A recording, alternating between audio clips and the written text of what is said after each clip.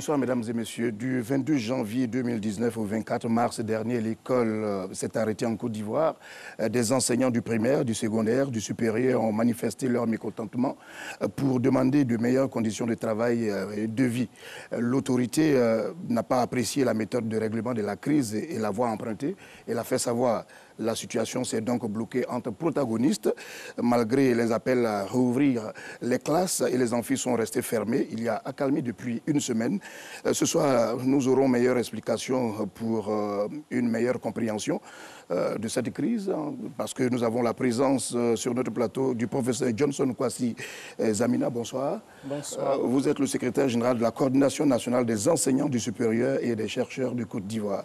Ensuite, nous avons M. Kouyaté Aboulaye. Bonsoir. Bonsoir. Vous êtes le chef de cabinet de la ministre de l'Éducation nationale, de l'enseignement technique et de la formation professionnelle.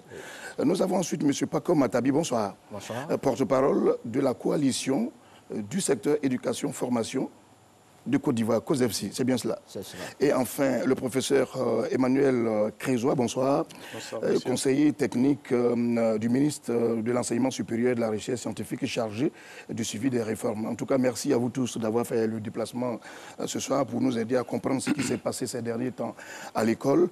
Pendant 2 mois, pour rappel, pendant 2 mois, ils ont tout arrêté les enseignants, un mot d'ordre de grève lancé par des syndicats et qui, depuis, a été suivi par certains établissements malgré l'appel à la reprise. Cette grève a fait suite à des revendications de la part de ces syndicats allant de l'amélioration des conditions de travail à la révalorisation des salaires. Retour sur les faits avec Sita Soro Nyanignan.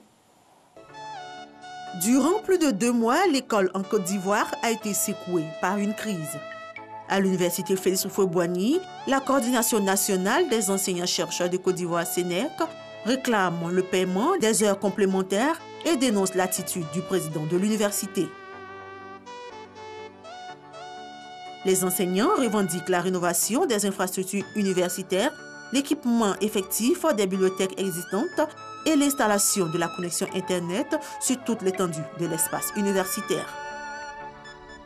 En octobre, il y a eu déjà une grève qui a duré près de 2 mois. Et après concertation, le mot d'ordre de grève a été levé sur la base de promesses. Malheureusement, ces promesses-là n'ont pas été tenues. Il y a eu un accord tripartite, présidence d'université, les syndicats ainsi que les doyens. Et cet accord-là prévoyait qu'au bout de 2 semaines, le contentieux qui est relatif au paiement des heures complémentaires, il y a des ponctions qui ont été faites, et au bout de 2 semaines, on puisse les payer. Ça n'a pas été fait. Les heures complémentaires, c'est quoi? C'est la différence entre les heures dues, n'est-ce pas, au service obligatoire, actuellement qui sont de 200 heures, et puis les heures effectuées. Quand on fait la différence, donc si moi j'ai fait 400 heures, ça veut dire que j'ai 200 heures supplémentaires. À cause des effectifs pléthoriques que nous avons dans la plupart des départements, et le nombre insuffisant d'enseignants, un enseignant est donc obligé souvent de faire le travail de 2-3 enseignants. Donc ça, ce sont les heures supplémentaires. Mais on nous fait croire que non, Abidjan, Cocody est la seule université au monde qui paye plus de 7 milliards, n'est-ce pas, que c'est du vol. Non, ce n'est pas du vol. Ces revendications portent également sur l'amélioration des conditions de travail et du système académique. Demander à ce que nos bibliothèques soient équipées et que nos laboratoires soient équipés, parce que la recherche, c'est ça.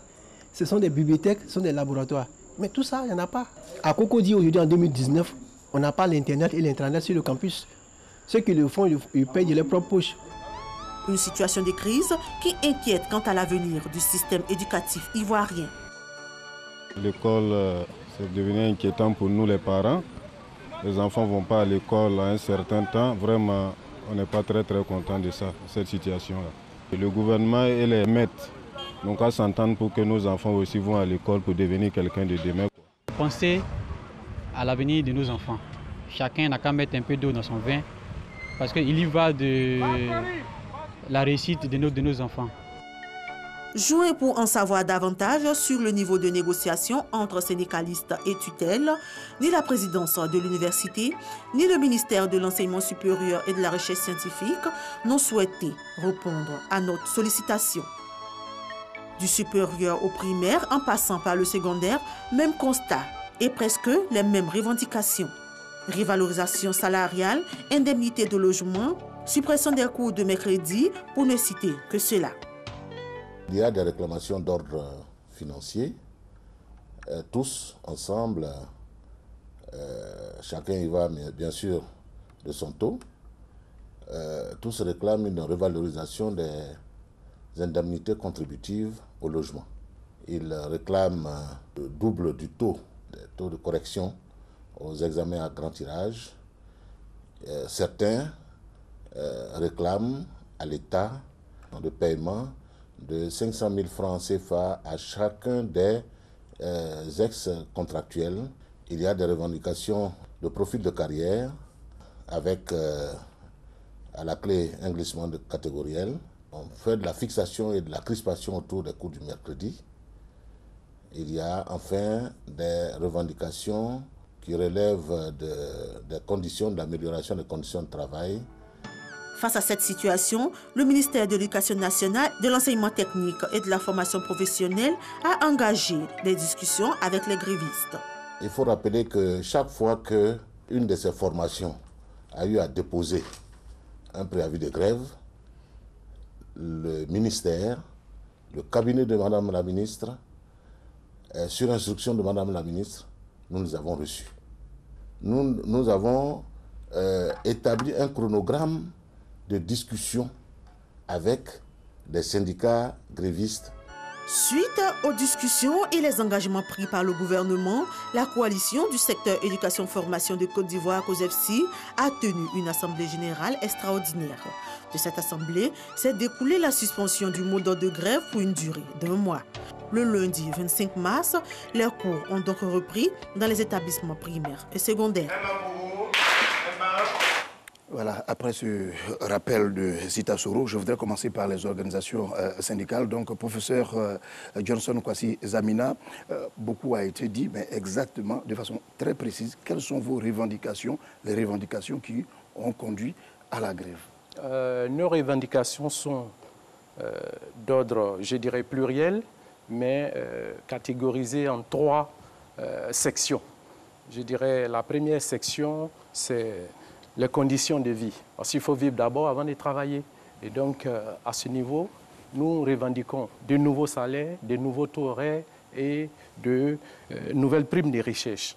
À côté de ça, il y a les conditions de travail. Parce qu'on peut vous donner même, vous payer des milliards par seconde, mais le lieu où vous travaillez, quand ce n'est pas adéquat à la formation dans laquelle vous êtes, ça devient inutile. Ceci nous amène à revendiquer le Wi-Fi parce que nous sommes dans un monde moderne.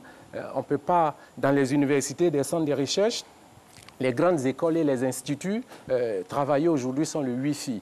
Et depuis 2011 ou 2012, on nous a promis le Wi-Fi. Nous n'avons jamais vu dans tous les établissements dans tous les établissements supérieurs. Il y a les laboratoires qui ne répondent plus à l'évolution technique, à l'évolution scientifique du monde.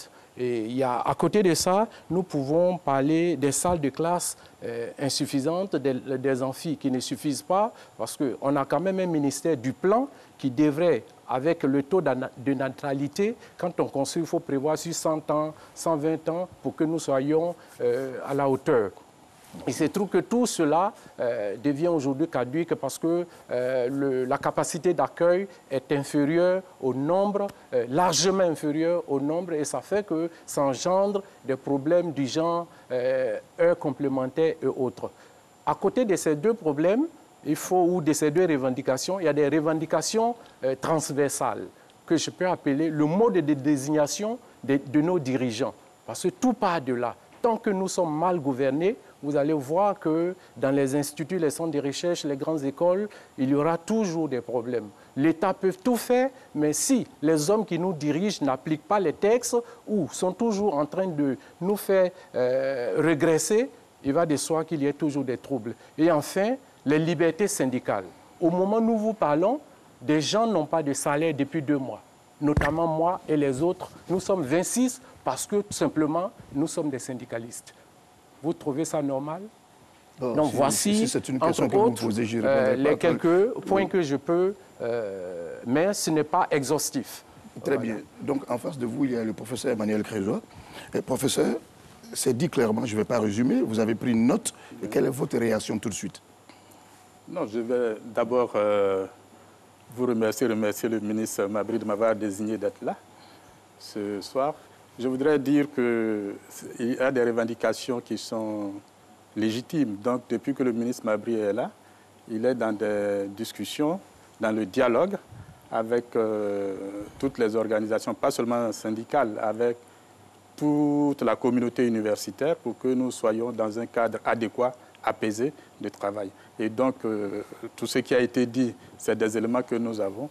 Et je pense qu'au cours du débat, on aura le temps de dire ce que nous faisons. Nous avons déjà commencé ce débat. Il a dit très clairement ce que vous avez entendu. Quelle est votre réaction par rapport à ce qui vient de vous être reproché, entre guillemets? Non, ce n'est pas reproché. C'est pas reproché. D'accord. Ce qu'il a dit, que vous n'avez pas satisfait. Ce que je dis, ce qu'il a dit, c'est tout à fait légitime de le poser. Ce sont des réactions normales. Et au niveau du ministère, nous avons toujours essayé, nous essayons de répondre positivement aux attentes de toute la communauté universitaire. C'est ce que je dis. Et c'est une réponse qui vous satisfait, professeur Zadina? Je pense que comme la tutelle est là, de la façon elle répond, moi, ça me laisse un peu perplexe. Je pense que c'est vrai, le ministre vient d'arriver, ça il faut le dire. Jusque-là, nous avons travaillé, mais nos attentes sont grandes, on verra. Mais nous allons peut-être dire que le temps d'observation est passé. Il faut travailler, il faut aller à l'essentiel. Nos revendications ne sont pas nouvelles. Avant nous, le SINARES a posé presque les mêmes problèmes. Nous sommes nés le 14 mars 2006 et nous évoluons avec les mêmes problèmes sous différents régimes et il n'y a pas grand changement, malheureusement.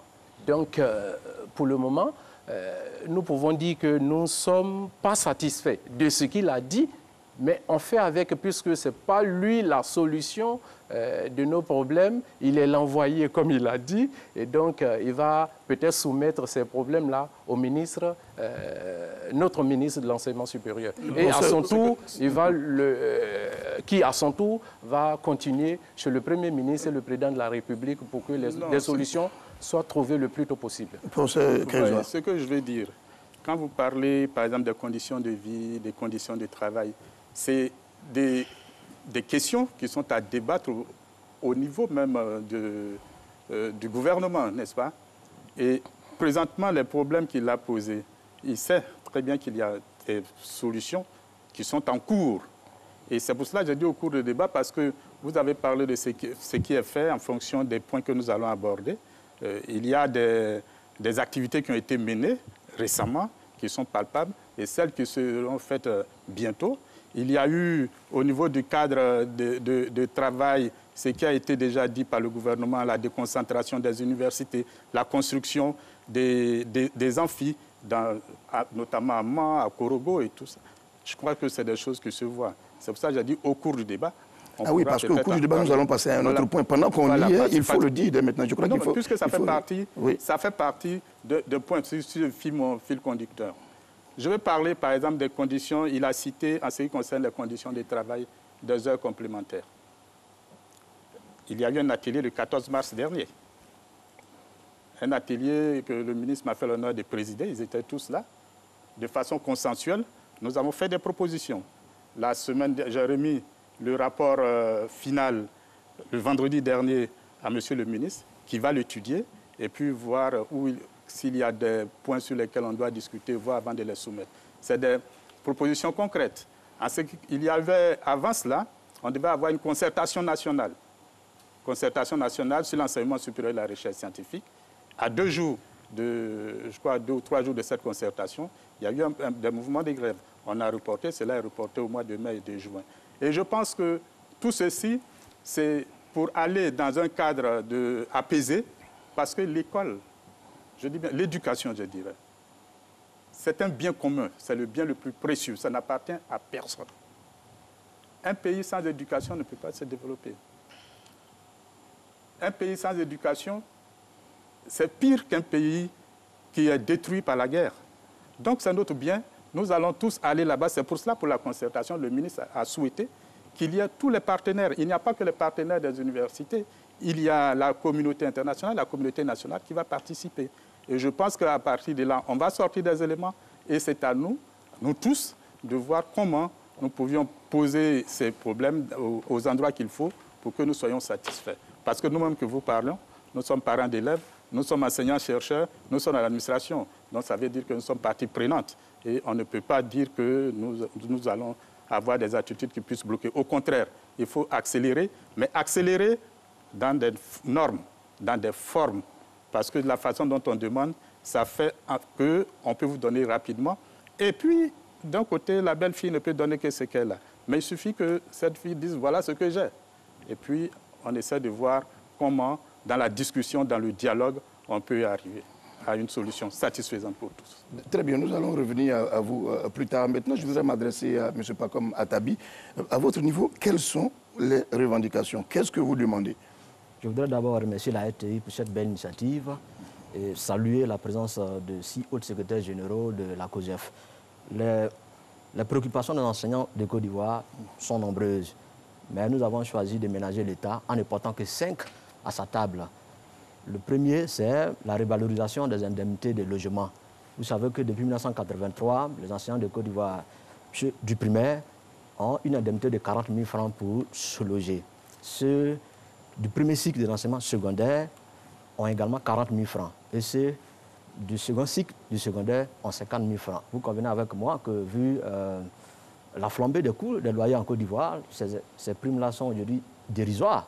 Donc nous demandons tout simplement à l'État de Côte d'Ivoire de les relever. Et c'est important. Le dire, ce n'est pas faire de la politique. Deuxièmement, il y a le coût de mercredi au primaire que l'éducation nationale, une fois dans un voyage en Europe, a copié et mis en œuvre ici en Côte d'Ivoire. Nous disons que ces coûts-là sont dangereux pour les enseignants du primaire. Il faut donc supprimer ces coûts. C'est la deuxième revendication. La troisième, c'est le relèvement au double de toutes les primes liées aux examens scolaires, ce qu'on appelle communément les primes de correction. Et cette revendication a 3 aspects. C'est le premier que je viens d'indiquer. Le second, c'est la mise en place dans les centres d'examen, ce qu'on appelle l'intendance intégrée, de façon à ce qu'après les examens, on n'a pas besoin d'aller exposer les enseignants dans les trésors publics, on les soumettre à la raillerie et qu'on les paye directement. Et le dernier point, c'est la rémunération de la surveillance de l'examen. Vous savez que quand on part dans un centre d'examen, les frais sont supportés par nous-mêmes. Donc l'État ne prend pas en charge notre transport. La charge de travail, elle n'est pas rémunérée par l'État. Nous demandons donc un forfait pour cette charge-là. Et la 4e revendication, comme l'a indiqué l'élément tout à l'heure, c'est le paiement de 500 000 francs à chaque enseignant contractuel. L'État, pour pallier l'insuffisance d'enseignants, avait recouru à 3 000 diplômés. Ils ont travaillé de 2012 à 2014. C'est le programme présidentiel d'urgence, le PPU, qui leur donnait une période de 100 000 francs par mois. Ils ont donc travaillé de janvier 2014 à mai 2014 sans percevoir leur salaire. On sait tous que l'ouvrier mérite son salaire. Où est rentré cet argent? Il faut les payer. C'est important. Le demander, ce n'est pas faire de la politique. Le dernier aspect de cette question, c'est que 91 de ces enseignants contractuels-là avaient manifesté le désir d'intégrer la fonction publique. Et tous ceux qui ont mené ce mouvement, tous les leaders, ont été conviés à une rencontre au cabinet, non à la direction des ressources humaines, et la liste de présence a été simplement radiée. Vous voyez, donc nous demandons l'intégration de ces 91 enseignants contractuels radiés pour faire des grèves. Et la dernière revendication porte sur la suppression de l'emploi d'instituteurs adjoints. Nous sommes des praticiens de l'enseignement. On estime aujourd'hui que, vu le niveau intellectuel du BPC, il n'est pas compétent pour embrasser une carrière d'enseignant. Il faut supprimer l'emploi d'instituteurs adjoints. Et tous ceux qui sont déjà en fonction, il faut les reverser à travers un mécanisme qu'on pourra ensemble discuter dans l'emploi d'instituteurs ordinaires. Il faut recruter à tout le moins les enseignants du primaire au bac. C'est important pour la Côte d'Ivoire. Donc, chers amis, voilà nos 5 revendications. Très bien. Donc, naturellement, c'est à vous que je vais m'adresser, monsieur le chef de cabinet, monsieur Kouyaté. Les éléments ont été cités, je ne les répète pas. Quelle est votre réponse? Bon, je voudrais vous remercier une fois de plus Ce sera l'occasion donnée au ministère de l'Éducation nationale, de l'enseignement technique et de la formation professionnelle de donner beaucoup d'éclairage, n'est-ce pas, aux parents et à la nation ivoirienne. Évidemment, nous sommes passés, il a passé en revue, n'est-ce pas, les points de revendication, mais nous les avons classés en 3 ordres. Le premier point, ce sont les revendications d'ordre administratif. Il n'a pas parlé, n'est-ce pas, du profil de carrière, de la finalisation du profil de carrière. Il n'en a pas fait cas. Ça fait partie, n'est-ce pas, de leur point de revendication. Ça, c'est le premier point, le premier grand point. Le second grand point, c'est d'ordre pédagogique. Il a parlé, n'est-ce pas, des cours de mercredi. D'autres formations syndicales ont parlé, n'est-ce pas, du remplacement des tableaux noirs par d'autres tableaux, à savoir les marqueurs. Ensuite, il y a les points sur, n'est-ce pas, les aspects financiers. Bon, écoutez, les cours de mercredi, si vous voulez, on peut revenir là-dessus, mais je peux en parler. Oui, voilà, les cours de mercredi, vous voyez, bon, il faut, quand vous n'avez pas d'informations, il faut vous informer. Ce n'est pas parce qu'au cours d'un voyage du ministre qu'il a été piqué, non. Dans un premier temps, dans toute organisation, dans tout pays, que ce soit les pouvoirs publics ou bien les organisations privées, ce ne sont pas les employés qui fixent le régime de travail. J'ai commencé comme professeur de collège. Je savais en allant que j'avais deux objectifs. Un, je devais faire 21 heures de cours. Et deuxième fois, je devais faire la bivalence, le français et l'histoire géo. Donc, je ne peux pas me rebiffer après. Donc, ça c'est cela. Mais pourquoi les cours de mercredi sont arrivés?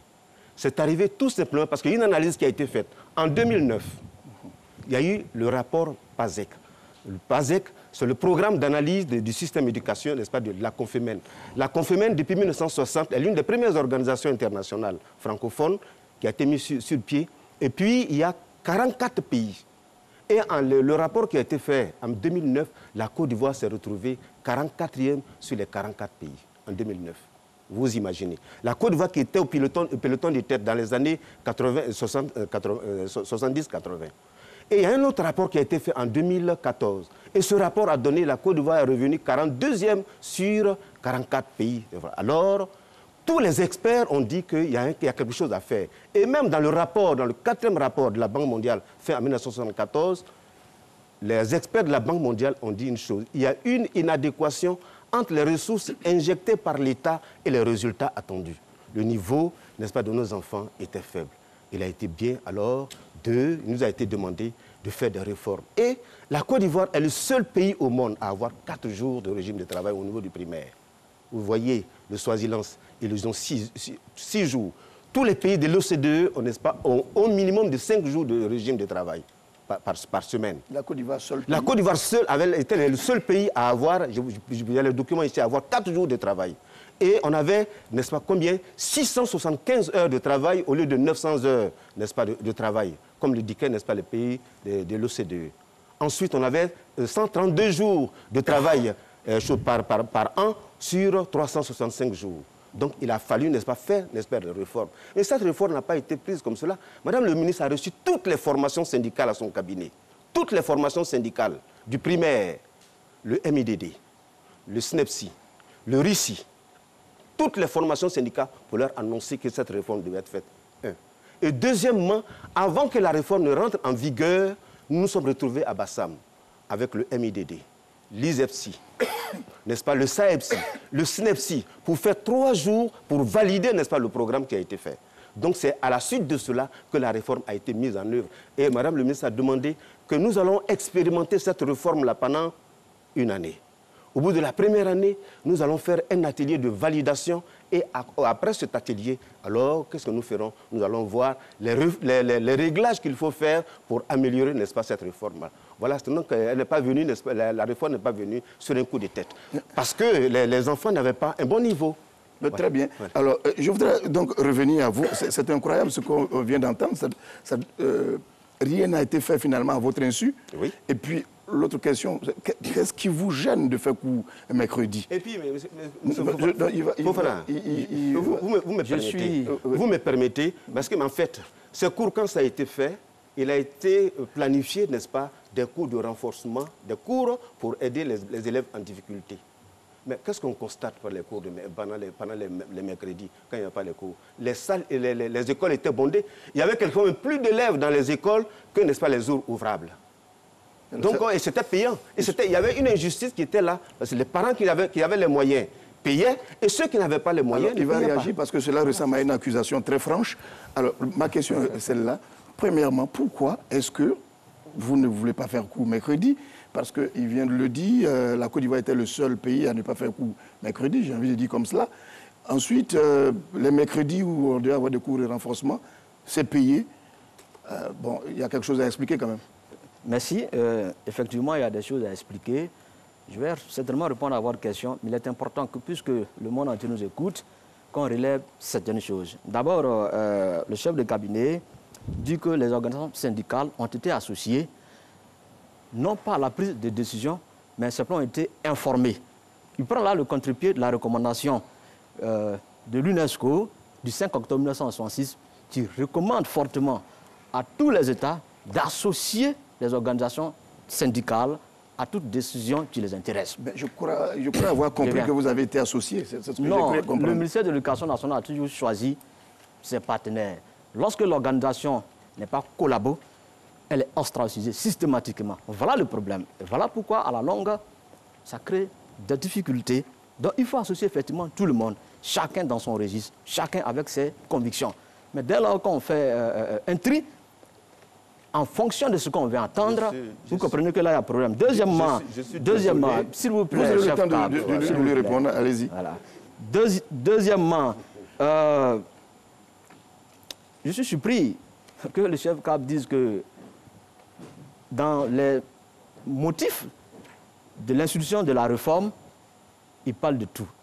Il doit indiquer clairement que le ministère, selon l'État de Côte d'Ivoire, a institué cette réforme le coup de mercredi, à l'effet de relever les connaissances des enfants, des apprenants en mathématiques et en français. Mais on se rend bien compte aujourd'hui qu'avec l'emploi du temps actuel, les taux horaires dans ces deux disciplines fondamentales restent inchangés. Donc les raisons sont ailleurs. Et également, il a parlé de l'évaluation de la réforme. Effectivement, lorsque la réforme a été introduite, les enseignants ont dit non. Ce qui leur avait été dit pour les apaiser, c'était allons dans sa mise en œuvre et une année plus tard, on ira à son évaluation. Mais nous avons passé aujourd'hui 3 ans à courir derrière cette évaluation-là qui n'est jamais venue. Ce n'est que hier, lorsque la grève a atteint son acmé, qu'on nous dit maintenant, allons à l'évaluation. On risque avec nous. Pourquoi on ne veut pas le cours de mercredi? Oui. On dit simplement que l'enseignement tel qu'il est pratiqué au primaire, à chaque fin de discipline, il faut une évaluation. Donc, quand l'instituteur dispense 5 disciplines le lundi, il a 5 évaluations. Quand il le fait le mardi, il y en a au moins 5. Alors, il faut qu'il se repose le mercredi pour pouvoir corriger les copies de ces évaluations-là. Parce qu'aujourd'hui, les classes sont pléthoriques. On n'a pas moins de 120 élèves par classe. La charge horaire s'est accrue. Voilà ce que nous disons. Alors, M. Atabi, je vais jusqu'au bout de ma question. Oui. Vous voyez bien, selon la démonstration qui a été faite tout à l'heure, que tous les autres pays, du lundi au samedi, les gens vont en classe, sauf la Côte d'Ivoire, où on ne va pas en classe mercredi. Ce n'est pas convaincant pour vous? Non, ce n'est pas convaincant et ce n'est pas du tout vrai. Ce n'est pas du tout vrai parce et on va même jusqu'à dire que le mercredi supposait des cours de renforcement. Vous monnayez cela? La réforme des cours de mercredi qui avait été initiée en Europe, même notamment en France, a été abandonnée. Donc il ne faut pas qu'on vienne nous dire sur ce plateau que partout dans le monde, il y a 5 jours de cours. Non, ce n'est pas du tout vrai. Très bien. Voilà. Monsieur Kouyaté? Bon, je voulais vous dire tout simplement, quand tu dis qu'on fait un choix, bon, vraiment, en Côte d'Ivoire, dans l'échiquier syndical ivoirien, quand vous avez le MIDD, quand vous avez le SNEPSI, quand vous avez le SAEPSI, vraiment, dites-moi, qui sont les représentants de l'enseignement primaire? Le MIDD, le SNEPSI, qui est le premier syndicat des enseignants du primaire, et puis le SAEPSI, et puis le RICI. Ce sont les 3 choses. Mesmer Komoé était avec nous. Choses, comment on appelle, l'ISEPSI, avec Blible David, était avec nous à Bassam. Vous voyez, ce sont ces 4 formations syndicales du primaire sur lesquelles devait peser, si on veut le dire, n'est-ce pas, la réforme était présente. Ce sont ceux-là qui ont validé et voici le rapport, n'est-ce pas, de l'évaluation des cours de mercredi qui a eu lieu, n'est-ce pas, à Bassam. Voici le rapport. Maintenant, quand il dit que ça n'a pas évolué. Bon, moi, je voudrais... Mais il n'est pas au fait des choses. Si nous prenons, par exemple, la comparaison qui est faite depuis la réforme jusqu'à aujourd'hui, vous prenez, par exemple, au CP1, en mathématiques, en 2015-2016, on était à 720 heures. Aujourd'hui, nous sommes à 835 heures, soit 115 heures en plus, avec les cours de mercredi, en français. En mathématiques, nous sommes à 40 heures en plus. Ça, c'est au CP1. Au CP2, nous avons en français 10 heures en plus. Et en mathématiques, au CE, n'est-ce pas, 35 heures en plus. Voici le rapport qui est sorti de là par rapport à ce qui a été fait. Donc, je peux vous laisser ce document, je vais même lui laisser ce document pour qu'il voit l'évolution qu'il y a eu depuis l'instauration de cette réforme jusqu'à son application. Nous nous étonnons et nous avons les documents. Vous pouvez aller sur Internet, voyez sur tous les pays, n'est-ce pas, de l'OCDE, où vous avez la Côte d'Ivoire était le seul pays à avoir un régime de travail de 4 jours. Ça n'existe nulle part, n'est-ce pas? Au Swaziland, je peux vous le dire, je peux vous le montrer. Au Swaziland, par exemple, au Bénin, 5 jours de travail, n'est-ce pas? Au Burundi, 6 jours de travail. En Corée du Sud, 6 jours de travail. Djibouti, 6 jours de travail. En Égypte, 6 jours de travail. En France, 5 jours de travail. C'est ça? Au Maroc, 6 jours de travail. Au Niger, 5 jours de travail. Voici les pays et je peux vous laisser ça. Et la Côte d'Ivoire était le seul pays à avoir, n'est-ce pas, 4 jours de travail. On était les bons derniers. Alors, nous allons prendre connaissance de ça. On ne peut pas me dire que les cours de mercredi... Ah bon, vraiment, c'est... Bon, c'est très bien. Vous avez été compris sur la chose. Je voudrais aussi ajouter à cela que dans ce studio, plusieurs autres personnes ont été invitées pour prendre part au débat pendant les 90 minutes. Il s'agit d'élèves, de parents d'élèves, de syndicats et d'ONG. Tout à l'heure, nous leur passerons le micro pour avoir leur réaction. Professeur Johnson Zamina, les heures complémentaires, vous en avez parlé. Comment avez-vous résolu cela avec le ministère de tutelle? Il faut parler des heures complémentaires déjà effectuées, qui restent à être payées, en tenant compte aussi des 2 précédentes années où il y a eu, je dirais, problème dans le mode de calcul. Et maintenant, ce que le ministère est en train de faire, c'est de corriger. Donc, il faut aller étape à étape. À travers vos questions, il n'y a pas de précision. Bon, il n'y a pas de précision. Je vous avais très bien entendu et j'ai aussi compris que vous semblez ne pas vouloir vous affronter sur la question. Donc, oui, il faut le dire très clairement parce que mes questions sont très précises. C'est vous-même qui avez évoqué les heures complémentaires. Oui. Il faut courageusement maintenant en parler. Mais si d'ici là les choses ont changé... c'est quoi les heures complémentaires d'abord? C'est à vous de nous le dire. Les heures complémentaires, par les heures supplémentaires. Les heures complémentaires sont des heures effectuées durant une année. Et chaque enseignant a des obligations, ce qu'on appelle rang B, c'est-à-dire ceux qu'on appelle docteurs, assistants et maîtres assistants, doivent 200 heures à l'État de Côte d'Ivoire. Les rangs A, c'est-à-dire maîtres de conférences, ceux qu'on appelle professeurs titulaires et maîtres de conférences, doivent 125 heures. Donc quand ils font les heures dans l'année, on fait une déduction des obligations que je viens de citer, alors le reste devient heures complémentaires. Il y a problème spécifiquement à l'université Félix Houphouët-Boigny parce que on ne peut pas ici parler de ces heures sans forcément personnaliser le débat. Parce que le débat est rentré dans un système aujourd'hui tel qu'on est obligé de parler du président. On ne peut pas personnaliser le débat. C'est dit que quel que soit le président qui est là, voilà. C'est le problème. Donc, de quoi s'agit-il? Souffrez qu'on ne parle pas des individus, qu'on parle d'un système, qu'on parle de le la président de Cocody, il a été nommé le 20 juillet 2016. Il a pris fonction le 22 juillet et donc ses premières heures payées sont les heures 2015-2016. Nous avons à l'université ce qu'on appelle un bréviaire, c'est-à-dire le mode de calcul que tout le monde connaît. Et ce mode de calcul découle d'une signature faite par le professeur Owa Sepo en son temps, que voici. Alors, à notre insu, et ça découle d'un consensus des enseignants. Monsieur le Président, crée un autre bréviaire que voici et qui n'est même pas signé. C'est le nom d'un professeur que je n'ose pas lire ici pour ne pas l'emmener à la vindicte populaire. parce que j'ai intérêt à le protéger, mais c'est lui qui calcule les heures, qui n'est même pas une personnalité qui répond au nom de l'institution. Et donc, au cours d'une réunion, comme il travaille avec des gens qui ne sont pas d'accord, c'est ceux-là qui nous ont glissé le changement. Et au cours d'une réunion, nous l'avons coincé, il a reconnu. Donc, il faut payer. Le 17 mai 2018, voilà ce que Madame la ministre, en son temps, a fait comme arbitrage. Elle nous donne raison. Nous revenons à l'université, il n'a pas payé. Deuxième paiement, c'est-à-dire deuxième année, encore, il reprend les mêmes choses avec la même attitude. Oui, il continue de nous narguer et il fait encore les mêmes choses en reprenant les heures selon son mode de calcul qu'il a créé à notre insu. Et un conflit est né suite à un arrêt de travail du 17 septembre 2018 au 18 octobre 2018.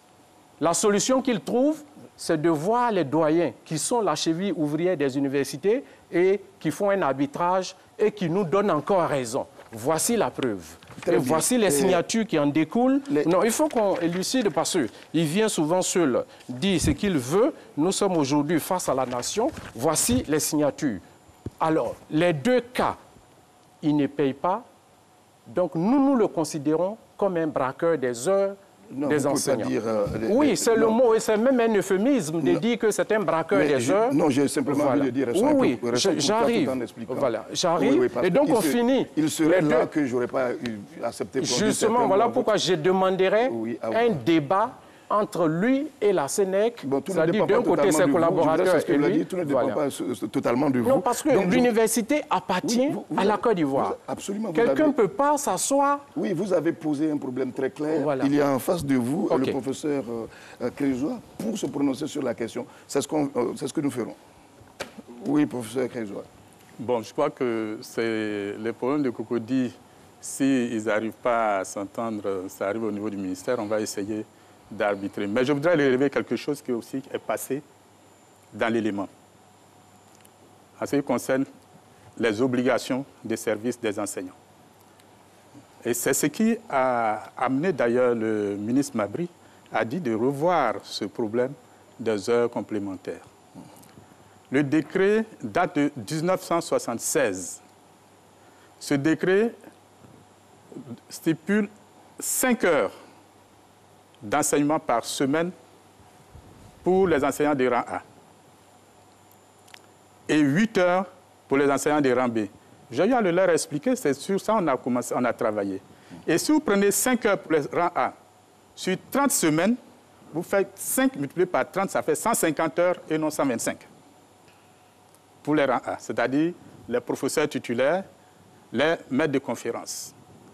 Les rangs B, 8 heures, 8 fois 30, ça fait 240. Ça ne fait pas 200. Ça ne fait pas 200. 240. Donc, les heures dues, et c'est ce que sur ça, on a travaillé là-dessus, sur les propositions que nous avons eu à faire, les heures dues, c'est 150 heures pour les rangs A, 240 heures pour les rangs B. Voilà, je voulais apporter cette précision. Maintenant, la spécificité qui s'est donnée à Cocody, on va essayer, je crois, que dans un cas de dialogue, essayer de mettre tout le monde sur... Et pour notre compréhension, est-ce que vous vous êtes vraiment entendu sur le mode de calcul déjà de ces heures-là? Passé ou ceux de la télé? Parce que 2 documents opposés ont été présentés par lui tout à l'heure. Est-ce que déjà sur cela, vous, enseignants et ministère, vous êtes d'accord là-dessus? Parce que si vous êtes d'accord là-dessus, en principe... Sur ce qui est passé, sur ce qui était passé, je ne peux pas... parce que je n'ai pas eu ce dossier. Mais sur ce que nous sommes en train de faire, nous étions tous en atelier et nous avons travaillé pour des propositions.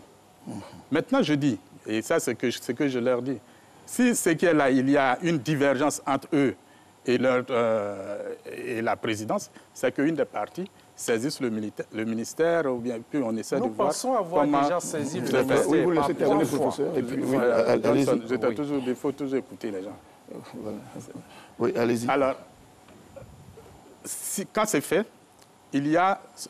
on va maintenant essayer de rapprocher les deux parties. Parce que le souci du ministre, c'est qu'il y ait la paix à l'université pour qu'il y ait de bonnes études. Donc, c'est de mettre les deux parties et on essaie de voir comment on peut essayer de concilier ce qui n'était pas conciliable alors que ça devrait l'être. Voilà. Et je crois que c'est quelqu'un d'autre qui s'en occupe et le travail est en train d'être fait. Et ils le savent, le travail est en train d'être fait puisqu'il y a des échanges. Très bien. On a l'impression que c'était une crise qui couvait depuis longtemps et parce que toutes les revendications viennent de réapparaître et il y a une résurgence. Oui, allez-y. Vous permettez, c'est que le problème des heures complémentaires qui s'est passé, s'est posé au niveau de l'université Félix Houphouët-Boigny. Ce n'était pas dans l'ensemble. Très bien. Voilà, c'était bon aussi de le savoir. Nous allons suivre cet élément. Il y a eu une trêve, il y a eu des accords. Qu'est-ce qui a rompu le cessez-le-feu et qui est-ce qui l'a rompu alors que des documents avaient été signés? Nous allons suivre cet élément et réagir par la suite. Ces accords devraient permettre de satisfaire 5 des 6 points de revendication des fonctionnaires et agents de l'État, dont la principale est l'apurement des stocks des arriérés de salaire estimés à 249,6 milliards de francs CFA. Mais d'où vient-il que des menaces planent et que la trêve soit rompue? La plateforme nationale des organisations syndicales de la fonction publique, signataire du document, a mis sur la table les mesures de rétorsion qui frappent 6 de leurs camarades depuis la grève de janvier 2017. Ceux-ci sont toujours confrontés à des tracasseries administratives, allant jusqu'au refus du ministère de l'Éducation nationale de les réintégrer dans leurs établissements d'origine. Selon Zadi Nyanya, le président signataire de la plateforme, ce ministère serait la seule tutelle à ne pas respecter les textes du protocole d'accord. Cette décision serait en violation des articles 4 et 7 du protocole d'accord portant trêve sociale qui stipule que l'État s'engage à lever toutes les dispositions et sanctions prises dans le cadre des grèves depuis janvier 2017 avec effet immédiat dès la signature du protocole d'accord. Cet autre bras de fer entre les enseignants et le gouvernement a fortement perturbé les cours. Pendant plus de 2 mois, les classes sont restées fermées. Les élèves de Côte d'Ivoire ont été, pour la plupart, contraints de rester à la maison.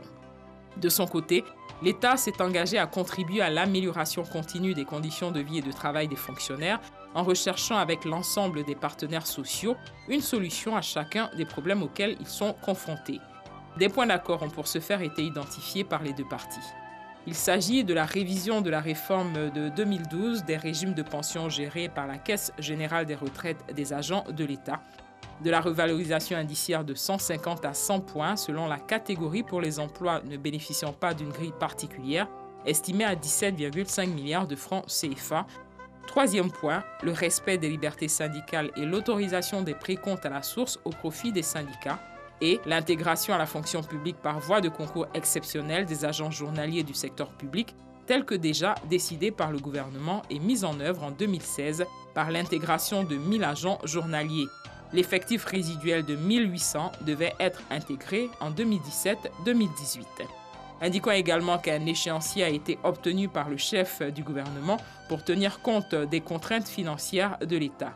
Ainsi, 70% du montant du stock des arriérés devait-il être payé depuis 2018 et ce, sur 5 ans pour une incidence budgétaire de 34,9 milliards de francs CFA sur la période 2018-2022. Et les 30% restants seront payés sur la période 2023-2025 avec une incidence budgétaire annuelle de 24,96 milliards de francs CFA. Des efforts consentis par le gouvernement, comme rappelé par le Premier ministre Amadou Gon Coulibaly, qui a toutefois averti en août dernier que le non-respect d'une des clauses pourrait impliquer la rupture tacite du protocole d'accord. Après ce commentaire de Flora Ballo et Astou Touré, nous allons maintenant nous adresser au public dans ce studio. Vous avez déjà le micro, des représentants des parents d'élèves sur place, des représentants du secondaire, président de la plateforme, mais les mamans indignées aussi. Vous avez la parole, vous prenez le micro, ce que nous venons de citer, vous prenez le micro, vous vous présentez et votre intervention. Merci. Oui, allez-y. Allô? Oui, on m'entend? Allez-y, on vous écoute. Oui, merci. On ira très vite. Je suis Diomandé Mamadou. Je suis le secrétaire général de la plateforme nationale des organisations professionnelles du secteur public de Côte d'Ivoire. représentant ici le président Nyanya Zadi. Tout à l'heure, vous avez évoqué le protocole d'accord portant trêve sociale. Oui. Et vous avez bien évidemment, dans l'élément tout à l'heure, indiqué le point 4 et le point 5. Dans le point 5, sur lequel je vais m'attarder, il est bien indiqué que la trêve ne met pas fin aux préoccupations nouvelles. Et les mouvements qui ont eu lieu n'ont pas remis en cause les acquis passés, mais les mouvements ont soulevé de nouvelles préoccupations. Nous pensons qu'ici, le gouvernement a d'abord, dans un premier temps, mis du temps à créer le cadre de discussion avec les camarades qui ont lancé le mot d'ordre de grève. Et dans un deuxième temps, les négociations qui ont été ouvertes ont traîné parce que le gouvernement n'a pas pris la pleine mesure pour nous des préoccupations qui étaient posées. Voilà. Donc, nous pensons que c'est ce qui a porté un coup véritable à la paix sociale. Très bien, vous avez été entendu. Juste en face de vous. Oui, allez-y, allez-y. Claude Kadiouaka, je suis le président du collectif des associations des parents d'élèves étudiants de Côte d'Ivoire, KPSI. Je remercie le présentateur qui nous a conviés à cette manifestation. Merci, c'est gentil, on peut y aller. Les crises qui affectent considérablement le système éducatif sont les grèves des enseignants et des élèves. Et cela est inscrit dans le RISEN, le rapport d'état du système éducatif, à la page 3. Que les crises, les grèves constituent effectivement des blocages et impactent négativement le système éducatif. Et ces temps-ci, la Côte d'Ivoire a tremblé.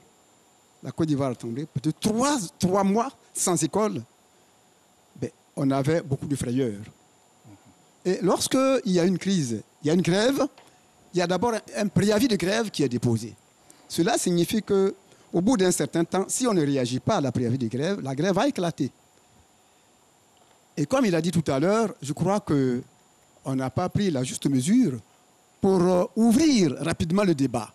Et malheureusement, la crise a éclaté, la grève a éclaté. Et ça a traîné en longueur. Les enfants sont restés longtemps à la maison. Cela nous a donné beaucoup d'effroi.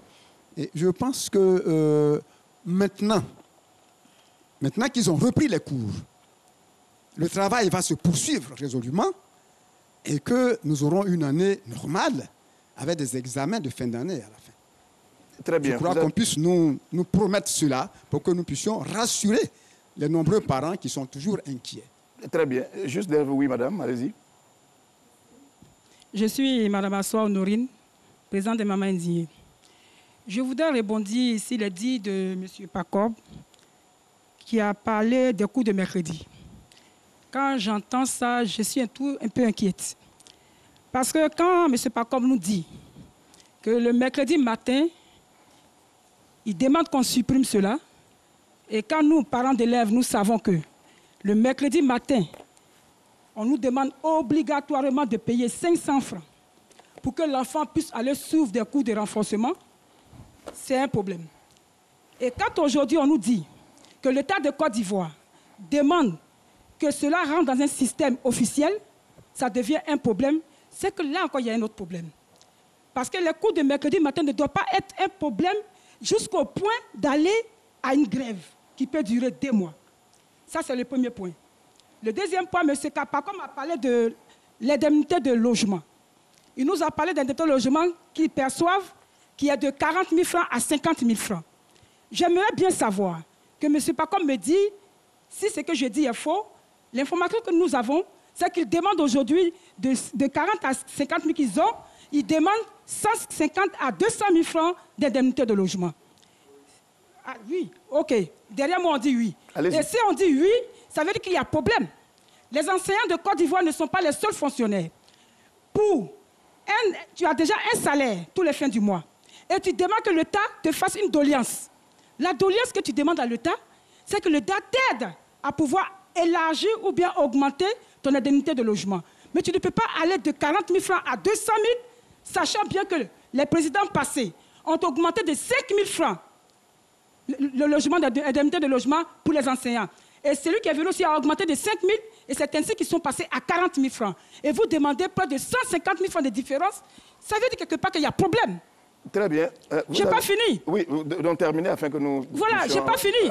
Parce que là, je suis inquiète. Oui. Parce que pour des parents d'élèves que nous sommes, si ceux qui sont les éducateurs de nos enfants, ceux qui doivent donner les formations à nos enfants, pour ça, font 2 mois sans enseigner les enfants, il y a problème. Cela ne peut pas être motif de grève. Parce qu'un seul jour où l'enfant n'a pas de formation, on le multiplie par 2 mois, est-ce que vous savez ce que ça fait à l'avenir de l'enfant, à l'éducation de l'enfant?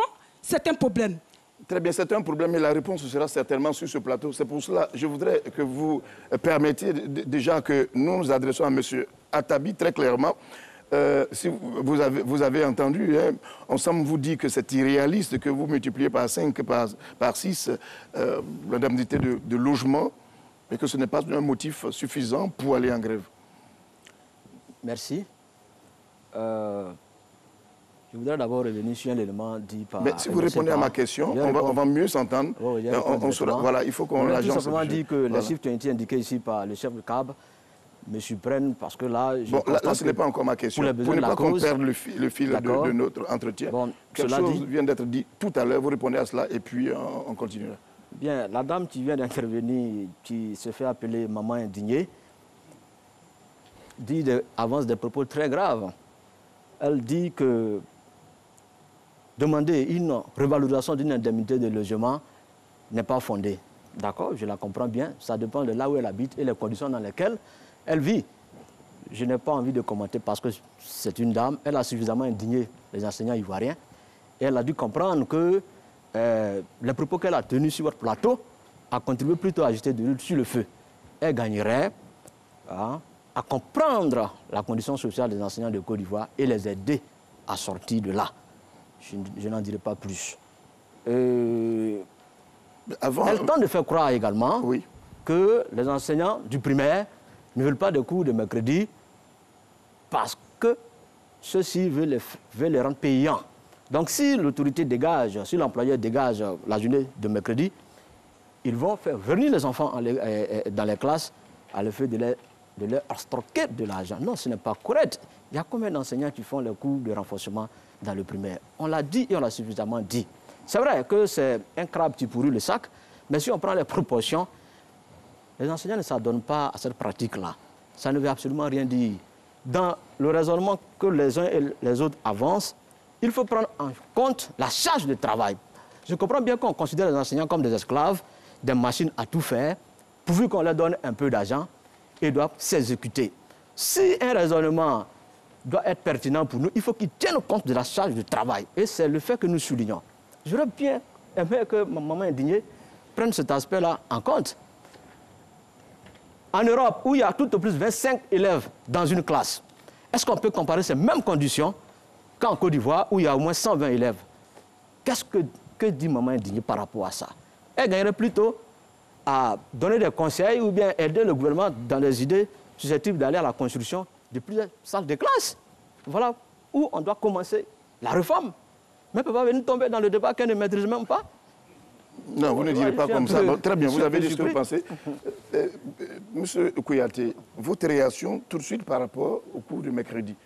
Bon, les cours de mercredi, bon, vous savez... Et les indemnités de logement? Bon, les cours de mercredi, j'allais dire que quand les revendications ont été posées au départ, nous avons demandé de faire, avec l'inspection générale, avec la direction de la pédagogie et de la formation continue, nous avons dit de faire, n'est-ce pas, signer un protocole scientifique d'évaluation qui est là. Voilà le protocole scientifique d'évaluation qui est là. Avec une grille d'évaluation qui devait nous permettre, entre scientifiques, syndicalistes et ministères, d'évaluer véritablement scientifiquement cette réforme afin de voir s'il faut la retirer ou pas. Mais les syndicats, n'est-ce pas, refusent cela. Et tout au plus, quand la réforme a été faite, c'est bien un gouvernement qui a endossé et puis qui a annoncé ça en Conseil des ministres. C'est bien une argumentation qui a fait que le gouvernement, n'est-ce pas, a pris en compte cette réforme. Il faut, si elle doit être retirée, la réforme, il faut une argumentation scientifique contraire pour que cela soit fait. Mais il faut que les résultats sont là. Et dans ce protocole d'évaluation, les enseignants ne sont pas exclus. J'ai réuni une parité, ministère de l'Éducation nationale, enseignants, syndicalistes, pour aller sur le terrain, pour évaluer scientifiquement cette réforme, pour voir qu'est-ce que cela a apporté. Les gens ils disent qu'ils n'en veulent pas. Bon, évidemment, quand il dit que les enseignants ne font pas ils sont minoritaires, les enseignants qui font les cours mercredi comme renfort, bon, l'opinion nationale, les parents d'élèves sont là. Tout le monde peut attester que cela s'est fait. Bon, par rapport aux... On dit une indemnité contributive. C'est une indemnité qui doit vous aider à vous loger. Mais c'est vrai, je suis enseignant. Si cela se fait, je vais en bénéficier. Mais les enseignants ne sont pas les seuls fonctionnaires. Est-ce que vous voyez? Les enseignants ne sont pas les seuls fonctionnaires. Il y a bien des fonctionnaires. On donne, et je dis que les enseignants même sont un peu sont avantagés dans la mesure où ils ont une indemnité contributive.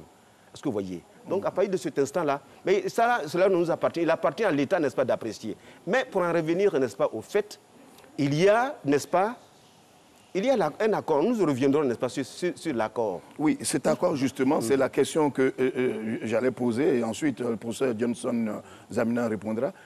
Qu'est-ce qui a rompu cet accord-là? Vous étiez bien entendu, vous avez tous signé, tous les ministères, tous les syndicats. Vous avez décidé de faire chemin ensemble depuis 2017, je crois.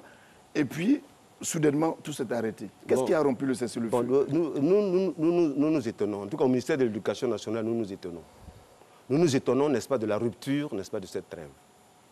Je ne connais pas les autres, mais au niveau du ministère de l'Éducation nationale.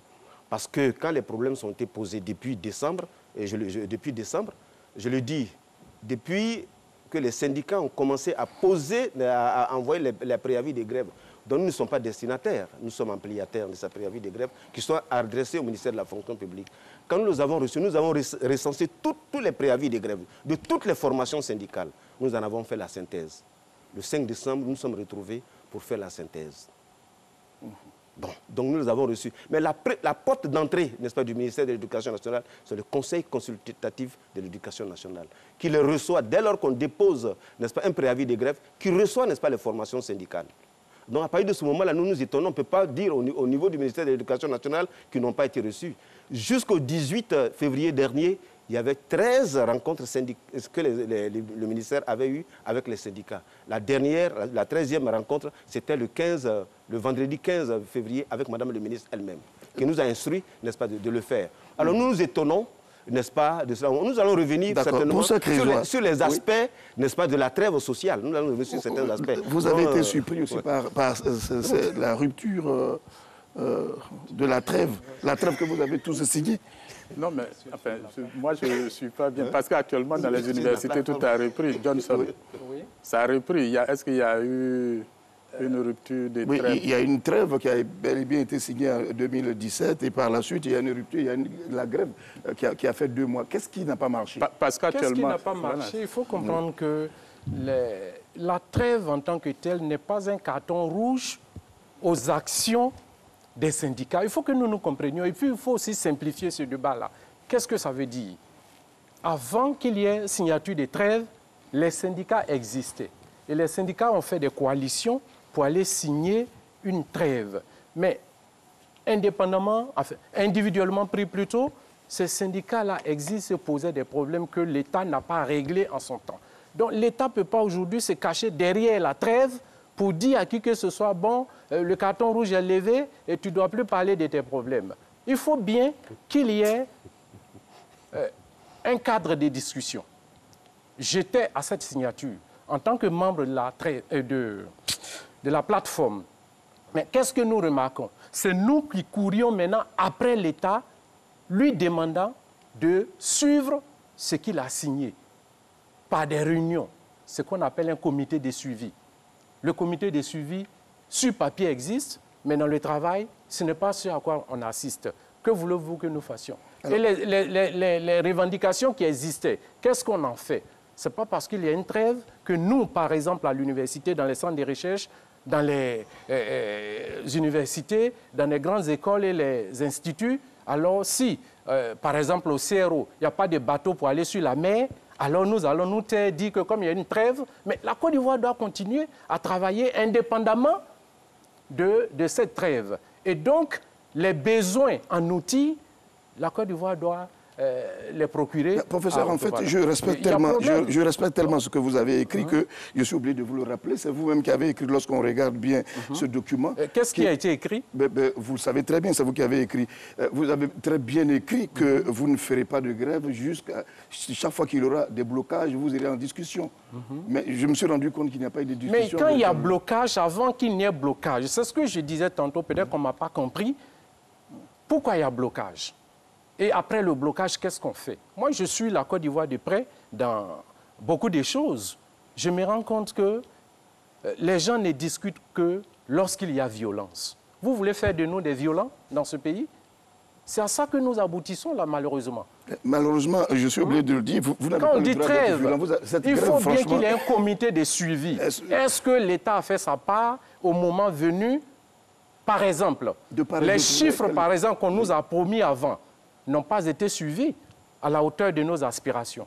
Il faut le dire. Mais quelles étaient les obligations de part et d'autre? Pouvez-vous nous les rappeler de façon résumée? Non, c'est trop simple. Quand on parle de là, l'équation est fausse et donnera des résultats faux. Ça veut dire quoi? Ça veut dire qu'on est soumis à ceci, c'est des règles établies. Nous sommes des humains. Il y a des choses qu'on a posées comme problème auparavant, que l'État n'a pas écouté. D'abord, c'est quoi le reliquat? Il y a eu signature qu'on n'a pas respectée. Alors, c'est comme une dette. Il faut payer maintenant. Alors, celui qui paye la dette dit à celui à qui il doit de l'argent, bon, désormais, tu ne dois pas dormir pour que je te paye. Oui, non, ça, c'est un bel exemple qui peut faire sourire, mais si on prenait trop facile. Mais vous le dites, vous allez... Est-ce que, M. Attabi, M. Johnson, est-ce qu'on ne pouvait pas régler ce problème sans violence? Parce que, avouons que vous avez été violent tout de même. Malheureusement, nous n'avons pas été violents. Mais si, vous savez, la cause FC est très à l'aise quand il s'agit du débat sur la trêve sociale. Vous considérez que la grève n'a pas été violente? Non, la grève n'a jamais été violente. Bien au contraire, il y a des gens dans l'administration qui n'aiment pas l'expression du syndicalisme qui ont commandité. Comme vous, par exemple, vous, les non-grévistes, vous les avez fait sortir par exemple des classes. Ce sont des choses que nous avons vues tout de même. Vous avez des preuves de ce que vous avancez? Alors, faites-moi la preuve de ce que vous dites sur ce plateau. Okay, si vous faites cette magie, je ferai pareil. Mais je vous dis tout simplement que ce sont des choses que nous, Ivoiriens, nous voyons tout de même. On ne fera pas la politique de l'Autriche en mettant la tête dans le sable. Ce sont des choses que nous voyons. Nous sommes en Côte d'Ivoire. On ne vient pas d'ailleurs. Je vous comprends parfaitement. Si nous avions été violents, vous aurez constaté que toutes les écoles de Côte d'Ivoire, de par la violence, seraient fermées. Alors vous avez bien constaté que plusieurs écoles n'étaient pas dans la grève. Nous avons respecté la liberté syndicale, telle que prescrite par la Convention C87 de l'OIT. Ça, c'est important à dire. En ce qui concerne la trêve sociale, qui est un sujet qui nous met à l'aise, nous, la cause absolue, je voudrais simplement indiquer ici qu'un accord n'engage que ceux qui l'ont signé. Au moment où la trêve se signait, la cause EPSI, qui existait déjà, n'a pas été partie prenante. Donc les discussions qui ont abouti à la trêve sociale n'ont pas été inclusives. Et c'est même mieux pour nous, enseignants de Côte d'Ivoire, d'avoir pas participé à cette signature, parce que c'est la duperie du siècle. Comment quelqu'un à qui toi, l'État, tu dois une partie de son salaire pour le lui donner, tu demandes d'abord qu'il renonce à son droit fondamental de grève pendant 5 ans. Cette là duperie, ça ne pouvait pas marcher. Et ça ne marchera pas. Ça, c'est aussi simple que ça. L'État doit faire attention.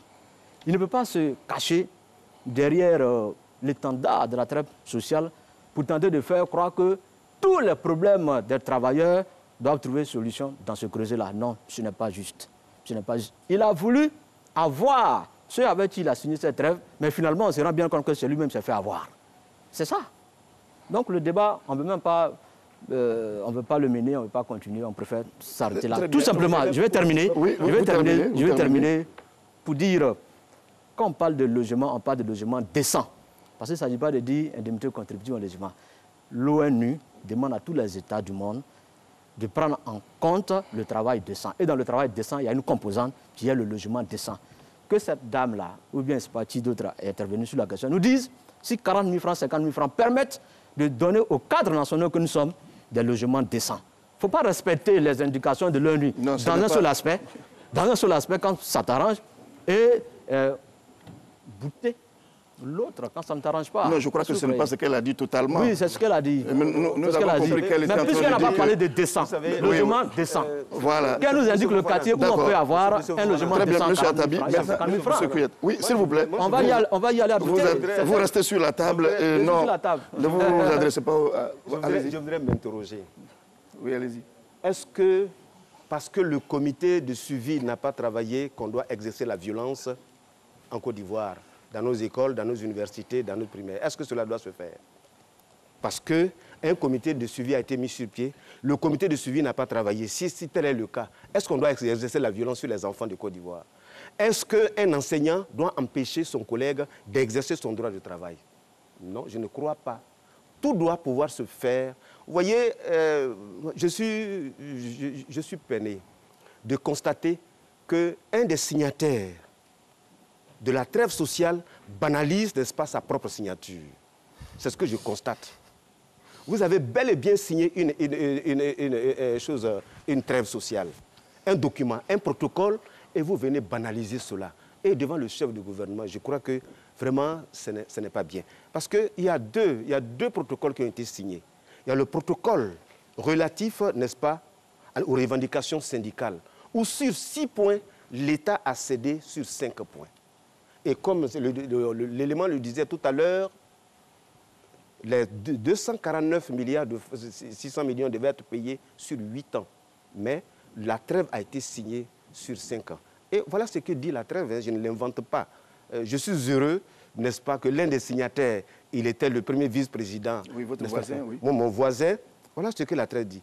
Les syndicats, appréciant les efforts consentis par le gouvernement, concluent par la présente une trêve sociale avec l'État pour favoriser un climat social apaisé, propice au fonctionnement de l'État, seul gage d'une amélioration continue des conditions de vie et de travail des fonctionnaires et agents de l'État. Voici, c'est ce que dit l'article 3. Et plus loin, il dit, respecter, à ce titre, les syndicats s'engagent à respecter pleinement et entièrement la trêve sociale convenue pour renforcer la stabilité économique et sociale du pays sur la période. Et ensuite, il est dit plus tard. Ouais. Donc la trêve est signée pour 5 ans. Voilà ce qui a été signé. Et bon, quand il me dit cela, il y a 8 formations, 8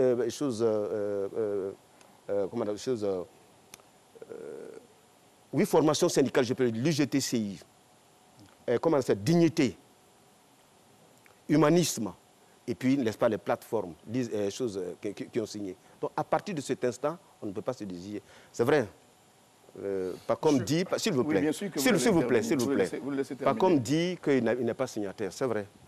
Mais demandez à Pacom, qui a mis, n'est-ce pas, la plateforme sur le pied, d'après c'est dit, c'est lui. Parce qu'il y a une pratique dans les formations syndicales aujourd'hui, on s'associe pour créer une plateforme, une coalition, on mène une action. Dès que, n'est-ce pas, l'action commence à tourner, les mêmes personnes qui ont formé cette plateforme se retirent pour former une autre coalition. À partir de ce moment-là, où on se retrouve. Donc vraiment, il est clair, il ne faudra pas vraiment qu'on banalise, n'est-ce pas,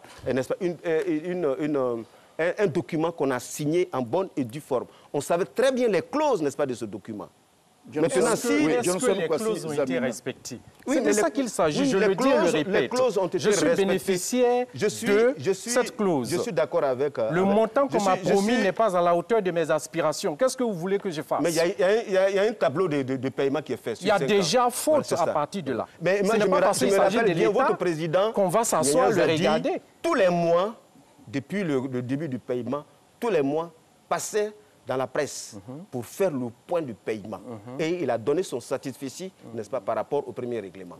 Maintenant, s'il y a des manquements, ok, vous écrivez, n'est-ce pas, la primature. Est-ce que cela a été fait? Pour dire qu'il y a eu tel manquement, est-ce que cela a été fait? Mais quand nous envoyons des revendications aux différents ministères, ça sert à quoi? Non, parce que c'est des démembrements de l'État. La trêve a été signée, n'est-ce pas, avec la primature. Alors, est-ce que vous avez envoyé un courrier à la primature pour dire tel aspect, n'est-ce pas, de la primature n'est que le chapeau des ministères. Est-ce que vous avez écrit, n'est-ce pas, au ministère de la fonction publique qui pilotait, n'est-ce pas, cette opération? Non, cela n'a pas été fait. L'État lui-même n'a pas respecté ses clauses. Vous ne pouvez pas, s'il vous plaît, Johnson, vous ne pouvez pas analyser votre propre signature. C'est pas possible. L'État n'a pas respecté ces clauses-là. D'accord, vous êtes entendu. L'engagement devait être respecté par les deux parties. L'État n'a pas respecté. Et puis, Fofana, s'il vous plaît, pour une minute.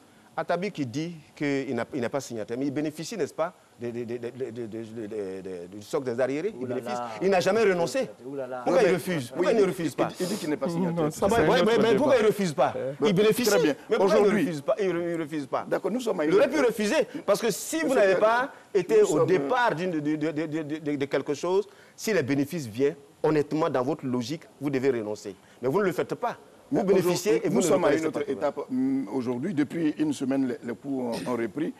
Là, pour terminer complètement avec la trêve. Alors, sur quoi vous vous êtes entendu cette fois pour nous rassurer que dans une semaine, dans 2 semaines, dans 1 mois, on ne retombera plus dans une autre crise? Merci beaucoup. Oui, laissez intervenir le professeur Crésois. Sur quoi vous vous êtes entendu de façon générale?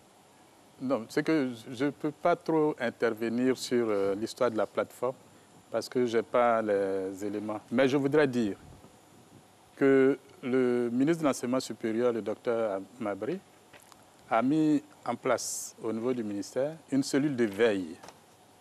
Une cellule de veille pour essayer d'anticiper des problèmes ou, si ceux-ci arrivent, d'essayer de les régler. Et puis, il y a des projets aussi, je crois que vers la fin, dans les propositions, que je vais dire.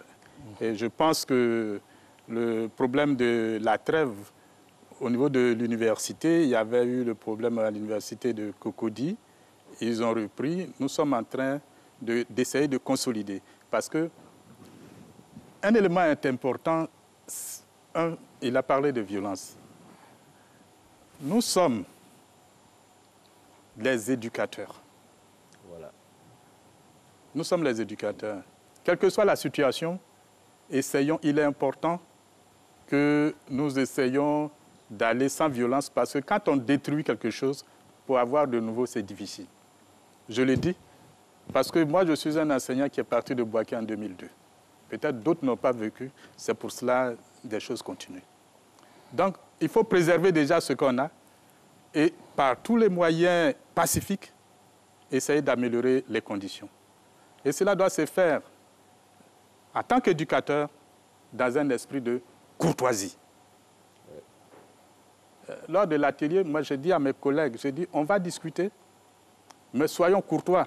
Ils ont vu, en 24 heures, nous sommes attendus sur quelque chose que nous avons proposé. Que ce soit accepté, ce serait une bonne chose. Qu'on nous donne la moitié, ce serait une très bonne chose. Mais ça peut faire évoluer. Alors que s'il n'y avait pas eu de courtoisie, on n'allait pas pouvoir s'entendre de 10 heures, Johnson, c'est ça, hein, de 10 heures à 18 heures. Vous voyez? Et donc, c'est important qu'on aille dans ce sens. Donc, au niveau du ministère de l'Enseignement supérieur, il y a ça qui est mis en place. Et je pense que chacun essaiera de jouer sa partition. Et je le répète, l'éducation est le bien le plus précieux. Faisons en sorte à ne pas la perdre. Parce que ceux qui ont voyagé, qui ont vu des pays qui ont détruit leur système éducatif, ils pourront témoigner qu'il ne faut jamais, jamais, jamais détruire cela. D'accord. Monsieur Atabi, sur quoi aujourd'hui vous vous êtes entendu qui puisse rassurer aujourd'hui les téléspectateurs qui suivent cette émission pour nous dire que dans une semaine, dans 1 mois, dans 2 mois, on ne retombera pas dans des grèves? Je voudrais d'abord relever le fait que ce n'est pas moi qui ai mis en place la plateforme, comme l'a fait croire le chef de cabinet tout à l'heure. C'était important. Voilà, la plateforme c'est pionnier. Johnson en a un, le camarade demandé en a un autre, etc., etc. Cependant, je voudrais également, avant d'aller à ce que vous avez dit, puisque ça fait partie des éléments, des effets collatéraux de la crise, je voudrais condamner ici, sur ce plateau, le gel des comptes bancaires des enseignants de Côte d'Ivoire, y compris les comptes d'épargne. C'est un abus d'autorité. Et ça n'honore pas notre pays, la Côte d'Ivoire. Voilà. Ce n'est pas parce qu'on veut casser une grève qu'il faut aller à l'illégalité. Ce n'est pas bon. L'État l'a fait et c'est très grave. Je voudrais également condamner la violence qui s'est abattue sur nos camarades de Boaké, où les motos ont été incendiées. Et là, nous savons qui l'a fait. Et c'est bien dommage. Je comprends aussi qu'il a eu l'intervention du médiateur de la République qui est venu nous voir pour prendre des engagements. Il y a également eu la médiation des mamans, non pas des mamans indignées, mais des mamans médiatrices de la Côte d'Ivoire qui sont venues tout sagement venir nous parler. Et elles ont pris des engagements. Il y a également les associations des parents d'élèves qui sont venus, non pas pour nous faire la morale, mais nous parler avec beaucoup de courtoisie et de pertinence. Il y a eu également les associations d'élèves qui nous ont approchés pour discuter. Et enfin, il y a eu 6 ministres que le Premier ministre a délégués venir nous parler. Alors, après tout ce balai, il était important que les enseignants de Côte d'Ivoire acceptent de faire confiance à toutes ces personnalités qui ont pris des engagements. C'est comme ça que nous sommes allés à la suspension de notre mot d'ordre de grève. Il nous avait été promis qu'au lendemain de la suspension du mot d'ordre de grève, tous les comptes seraient gelés. Aujourd'hui, malheureusement, on constate encore... Dégelés, merci. Aujourd'hui, on constate encore que bien des comptes restent gelés et les enseignants n'ont pas accès à leur argent. Ils ne peuvent donc pas véritablement aller au travail. Il faut que, au plus tard, demain soir, tous les comptes soient dégelés. C'est important. Le cadre de discussion. Avec un cadre de discussion. Vous avez abordé certains points qu'on ne pourrait pas laisser passer sans échanger là-dessus. Donc je voudrais m'adresser là à vous, M. Kouyaté. Des comptes gelés, est-ce que la main n'a pas été trop lourde? Est-ce qu'on ne pouvait pas se contenter peut-être du seul salaire? Ben vraiment, c'est dommage. C'est dommage. Bon, l'État est un État régalien qui trouve les moyens qu'il faut pour le faire. C'est vraiment dommage. Nous, en tout cas au niveau du ministère de l'Éducation nationale, Madame le ministre n'aurait pas voulu que cela soit. Mais écoutez, il y a eu une grève qui a paralysé, n'est-ce pas, d'après les syndicalistes, tout le système. Bon, écoutez, c'est vraiment dommage. C'est vraiment dommage que cela arrive. Mais je peux vous dire, les comptes ont été dégelés. Il y a un syndicalisme, il y a plusieurs syndicalistes même qui m'ont envoyé des messages pour dire que les comptes sont dégelés. J'ai des preuves ici, banque par banque, que les comptes ont été dégelés. Voilà, sur ce point-là, on peut le dire. C'est vraiment dommage. Voilà. Mais ce que je voulais dire, Fofana, moi, je m'étonne, sincèrement, je m'étonne d'une attitude des syndicats actuels. Comment on peut se mettre en grève et puis ne pas comprendre que votre salaire peut être suspendu? Dans tous les syndicats du monde. Ponctionné. Ponctionné et même suspendu. Je dis même ponctionné, même suspendu. La ponction se fait les 15 premiers jours, au nombre de jours non ouvrés. Et à partir du 15e jour, c'est tout le salaire qui est parti. Dans tous les syndicats du monde, quand les syndicats se mettent en grève, ces syndicats-là s'organisent, n'est-ce pas, pour payer peut-être pas la moitié, mais le tiers du salaire, pour que le minimum soit perçu par les syndiqués par rapport, n'est-ce pas, à leur point de vue. Est-ce que la loi dit ce que vous dites? S'il vous plaît. La loi dit pas ce que vous dites. Donc un travail qui est fait, n'est-ce pas, mérite salaire. Mais un travail qui n'a pas été fait ne mérite pas salaire. Moi, je voudrais ramener à l'histoire du syndicalisme en Côte d'Ivoire. En 1983, lorsqu'il y a eu cette grève, cette longue grève avec Akoun Laurent, mais le Bureau national a demandé pendant 3 mois aux syndiqués, n'est-ce pas, de se préparer, de faire des provisions. Parce qu'ils ne s'attendaient pas, n'est-ce pas, à ce qu'ils soient payés après cette longue grève. En 1991, moi-même, j'étais parmi les grévistes. Nous avons fait la grève. Nous avons perdu 2 mois et demi de salaire. On n'a pas réclamé. Donc vous avez fait des grèves? Parce que vous voyez, oui, moi j'ai fait des grèves. Très bien. Voilà. Donc je ne m'attendais pas, n'est-ce pas, s'il vous plaît. Oui, je voudrais m'appesantir. Voilà, c'est ça. Vous voyez, c'est ça. Je voudrais m'appesantir sur tout ce que mon voisin dit. Il a comparé des périodes, mais les hommes, les méthodes, les idéologies syndicales, c'est sûr, mais ne se ressemblent pas en fonction de l'appréciation de ce que les gens vivent sur le terrain. Il a parlé de 83. Ça se réfère à une société qui était peut-être moins chaotique que celle que nous voyons aujourd'hui. On est venu ensuite en 91 des choses ont progressé négativement peut-être. Puisque tout ce que nous vivons aujourd'hui, c'est le résultat des 90 sur tous les plans. Alors, on est aujourd'hui en 2019. Certaines méthodes plus féodales sont exprimées par l'État. Dans la violence. Le gel des avoirs. Est-ce que c'est vous qui leur avez donné cet avoir? Quelqu'un qui sait exprimer socialement, il a eu quelque chose, il met en banque. Si le mois arrive parce qu'il n'a pas fait grève, que vous n'avez pas payé ce dernier, il se contentera de l'acte qu'il a posé. Et c'est à ce niveau que je vous rejoins. Si moi j'ai fait grève qu'on ne m'a pas payé, je ne m'en plains pas. Okay. Vous voyez? Parce que j'assume. Mais c'est quand on va payer une partie au détriment d'autres. C'est le cas à l'université Félix Houphouët-Boigny, par exemple, où le président va faire une sélection exacerbée et punit seulement les membres de la Sénèc. Et les autres, et pourtant toute l'université n'a pas travaillé. En son temps, Madame Lira Mata, on lui demandait de punir. Elle disait à l'État, l'université est fermée. Soit vous fermez leur salaire, soit vous payez tout le monde. Et c'est ce qui s'est passé jusque-là. Aujourd'hui, ce à quoi on assiste, c'est que... je voudrais revenir à ce qu'a dit mon patron. Il dit que l'éducation est le bien le plus précieux d'un État. Ça, c'est bien, c'est les mots. Mais ce à quoi nous assistons, heureusement qu'il y ait le prolongement, le démembrement de l'État sur ce plateau avec mon voisin, entre ce qu'il dit et les réalités sur le terrain, nous voyons qu'il y a vraiment une marge, un fossé très large. Si tant que c'est le bien le plus précieux, on devrait mettre assez de moyens dessus. Quelle est la part de l'État en termes de PIB dans l'éducation? Vous voyez, en tout cas, les négociations aujourd'hui ont repris. Tout est obsolète. Maintenant, c'est comme dans les universités, dans les centres de recherche. Nos équipes de reportage ont fait un tour dans les rues d'Abidjan pour recueillir quelques avis des personnes qui font des propositions pour sauver l'école. Si les enfants restent à la maison, nous les parents, ça ne nous arrange pas. Non plus aussi, pour eux peut-être ça les arrange, mais les parents qui dépensent là, ça ne les arrange pas. Ils n'ont qu'à revoir le problème pour régler ça pour une bonne fois. Parce que ce n'est pas aujourd'hui que ce problème est né. Il y a longtemps que ils l'ont donné une petite partie, mais le reste l'a fait face pour ne pas que les enfants soient toujours à la maison. Il ne faut pas qu'ils vont être durs sur ce problème. Parce que c'est eux-mêmes qui ont donné la solution. Avant d'être enseignants, ils sont d'abord parents d'élèves. Mais il faut mettre en avant l'intérêt des enfants. Nous avons eu la chance d'aller à l'école, nous n'avons pas été perturbés.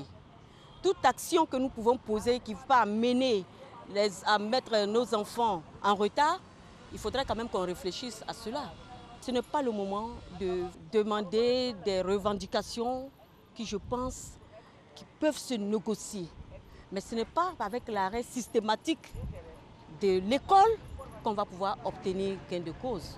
Moi, j'appelle surtout les différents syndicats à leur sens de responsabilité, de pardon, parce que c'est ça. Il faut pardonner, on ne peut pas demander tout à la fois. Moi, je pense, on ne peut pas tout obtenir aussi à la fois. Il faut revoir, il faut accepter de négocier. Il faut penser aux enfants. Et je pense que si on fait passer avant tout l'intérêt de nos enfants, c'est sûr qu'on pourra trouver un terrain d'entente. Ils n'ont qu'à s'entendre pour que nos enfants aillent à l'école. Parce que c'est de l'argent que nous avons mis. On ne veut pas qu'il y ait année blanche. Parce que année blanche, là, ça ne nous arrange pas. Ça ne nous arrange pas. Ça met les enfants en retard. Nous-mêmes, ça nous met en retard aussi. Ça met aussi le pays en retard. Très bien, nous allons repartir vers le public pour prendre seulement deux réactions, avant de revenir et terminer cette émission, parce qu'il ne nous reste plus que 5 minutes. Pas les mêmes, okay. Naturellement, pas les mêmes personnes. Vous avez le micro là-bas, allez-y. Vous prenez le micro. Ceux qui sont déjà intervenus, ce n'est pas la peine, s'il vous plaît. Donnez la chance aux autres de réagir. Allez-y. Allô. Allez-y, s'il vous plaît. Ok, je suis Kwame Bertoni, secrétaire général national du réseau des instituteurs de Côte d'Ivoire en abrégé ici, membre de la coalition. Je voudrais rapidement m'inscrire en faux lorsque le chef CAB, monsieur le chef de cabinet, dit que le RICI a été associé à une rencontre préalable à l'instauration des cours de mercredi. Jamais nous n'avons reçu d'invitation de qui que ce soit et jamais, en aucune façon, nous n'avons été associés à quoi que ce soit. Revenons sur ce qu'a dit la maman indignée, qui apparemment, c'est les propos en tout cas même qui nous indignent. Il faut dire que quand l'on dit que les instituteurs aujourd'hui demandent qu'on puisse supprimer les cours de mercredi, cela serait en rapport avec des cours de renforcement qu'ils organiseraient et qui rendraient en tout cas payants. Je vais rappeler à toutes fins utiles que le PASEC 2012 a indiqué, suite à ces études, que 70% des enseignants, dont des instituteurs, sont en zone rurale. Et ces 70%, ces 70% ont comme seconde activité lucrative l'activité agricole. Ça veut dire qu'on a 70% qui ont comme seconde activité lucrative l'activité agricole. Il n'y a que 30% qui se retrouvent en zone humaine. Et même sur les 30%, il n'y a qu'en vérité 10% qui font en tout cas vraiment les cours de mercredi. Donc on ne peut pas dire que c'est à cause de cela que les instituteurs demandent à ce que les cours de mercredi soient supprimés. L'autre élément, rapidement. Très bien, très rapidement, parce qu'il ne nous reste plus que 5 minutes. Très rapidement, très rapidement. La dernière personne après vous. Très rapidement. L'on a dit que l'instauration de cours de mercredi se justifiait par le fait que les enfants auraient un bas niveau en mathématiques et en français. Je le dis et je le répète, si tel est le cas, ça veut dire dans la conceptualisation du nouvel emploi du temps, les plages horaires affectées à ces deux disciplines-là devaient être en hausse. On le répète encore, les plages horaires affectées à ces deux disciplines sont en baisse. Très bien. Très bien. Deux, rapidement, je finis sur ça, si vous permettez. Ne monopolise pas la parole, s'il vous plaît, parce que les autres... Il ne reste plus que 5 minutes. Allez-y, allez-y, allez-y. Prenez le micro, allez-y. Allez-y pour la dernière intervention. Et puis... Je peux m'asseoir. Allez-y, on vous écoute. Je suis Assif Fulgence Sassi. Je suis le secrétaire général de la Fédération estudiantine et scolaire de Côte d'Ivoire. On ne prend pas la parole, non? Mais si ça ne passe pas. Je suis Assif Fulgence Sassi, secrétaire général national de la Fédération estudiantine et scolaire de Côte d'Ivoire. Je voudrais dire merci à tous nos enseignants qui ont repris le chemin des classes pour nous donner la formation. Et pour moi, à suivre ce débat, je voudrais simplement dire que le problème de l'école, c'est trouver un cadre d'échange permanent qui doit pouvoir trouver des voies de solution des problèmes de l'école. Quand vous suivez, vous verrez que les enseignants se plaignent de ce que certains points de revendication n'ont pas été entendus parce qu'il n'y a pas un cadre permanent d'échange. Et donc, je voudrais, comme cela, faire une proposition. J'ai la chance d'avoir un mandat africain et précisément au Niger, chaque fin du mois, l'État oblige toutes les autorités à avoir une rencontre inclusive entre les différents acteurs de l'école. Ça voudrait dire les enseignants, le personnel administratif et les membres du gouvernement ou du ministère. Donc, cette proposition a été entendue. On prend une dernière personne. Vraiment, sinon vous... La dernière personne, vous avez le micro, allez-y. Oui, je voudrais dire, pour ce qui concerne l'enseignement supérieur et la recherche scientifique, que la trêve sociale, en réalité, n'a jamais été rompue. Nous avons certes eu un blocage à partir du moment où, pour des actes qu'on ne peut pas qualifier d'académiques, le professeur Johnson a été arrêté. Avant cela, dans nos institutions d'enseignement supérieur, notamment dans nos universités publiques, il y avait cours dans toutes les universités, et c'est à Cocody, lorsque la Sénèque tendance Johnson a lancé le mot d'ordre de grève, qu'on a eu quelques moments de grève. Et puis, quand après, bon, on est carrément entré dans un genre de vandalisme, on a constaté que, bon, par solidarité, tous les autres syndicats ont arrêté les cours. Ce que je voudrais dire, c'est que concernant la question, je voudrais rapidement terminer, concernant la concertation, les discussions permanentes, ce qui concerne l'enseignement supérieur et la recherche scientifique, le dialogue n'a jamais été rompu. C'est pour ça que nous voulons amener... Je suis bien obligé de vous interrompre parce que là, il ne reste plus que vraiment 30 secondes pour chacun pour terminer cette émission. Donc, je voudrais commencer par vous, M. Attabi.